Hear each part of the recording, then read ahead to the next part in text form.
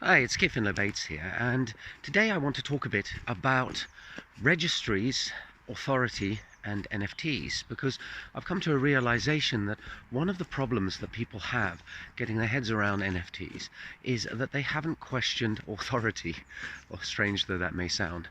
Whereas if you've been in the blockchain and cryptocurrency world for a while, one of the things that it does, apart from draw back the veil on what money is it also draws back the veil on what authority is and what the authority of a registry is. Now, a registry is a database or a spreadsheet or some kind of ledger that is maintained by an authority in order to keep track of who owns what. And in life we come across a lot of these. There's a registry for birth and deaths, there's registry for car ownership, there's a registry for your identity, and these things are all centrally managed, typically by governments or government agencies, or potentially by a company.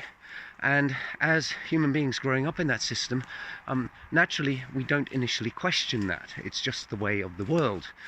We take it for granted that this is the way things are done, and one of the things about human beings is that when you grow up with things being done in a certain way, you come to believe that that is the natural order of things. If you've lived in a lot of different countries, you'll realize that different countries do things in very different ways, and in a sense they're all arbitrary. There's nothing special about a particular method or system for doing things in life, and there are some that are better than others in terms of the outcome for the average human being, or for people at the top of the heap or people at the bottom of the heap, but they are all in a sense human constructs, and they are therefore kind of arbitrary. And because when we're growing up we just get indoctrinated with the fact that policemen have this authority, school teachers have that authority, parents have another set of authorities, we just kind of take it for granted that that is the way things are and should be. And this is the problem that I see when I'm trying to explain NFTs to people. It boils down to the fact of who gives someone the authority to mint an NFT, how can you verify that they have that authority, and the platform that they use, where does that derive its authority from? This, I think, is one of the reasons why Ethereum is a popular place to mint NFTs, even though it's quite expensive. It's because it's known, it's been around for a long time, it's built up a level of trust that some of the other newer smart contract chains don't yet have. But it's still arbitrary. And then the second problem you have is looking for provenance. If someone mints an NFT for a piece of art, there's a whole bunch of stuff you have to go and verify. Is the person minting the NFT actually the owner of the art? Do they have the right to do it? Have they only minted the NFT on one blockchain, or have they gone and done it on a whole bunch of different blockchains? What are you actually getting when you buy an NFT of that person? Do you get any rights at all? Or is it purely just the NFT itself? And is that enough for you when you're spending money to buy that NFT? Or are you subconsciously expecting something more? If you buy a car and you get the registration documents, you expect to have the right to drive that car.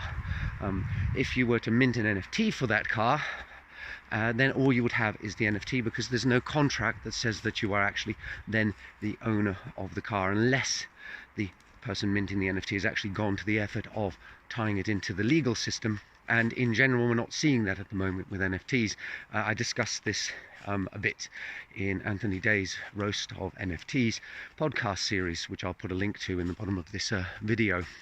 So what I said at the very beginning is that people who've been around in the blockchain and cryptocurrency space for a while have built up a knowledge of how fragile and unreliable these registries and authorities actually are, because we've seen a lot of disasters in that space. The one that of course springs to mind immediately is Mt. Gox.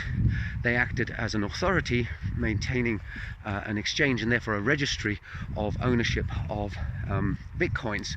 They were a custodian.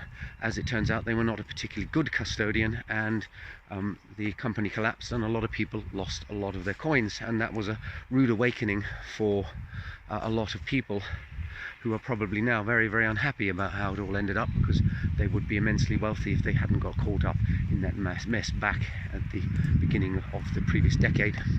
I had a personal experience with this in that I diligently put a large proportion of my savings into a pension in the early days of my working career, on the basis that pensions are trustworthy and reliable, and you need to prepare for the future, because you know, what's it going to be like to live to be 90 or 100 and not have enough money in the bank, plus being old and therefore a bit more fragile than you are when you're young.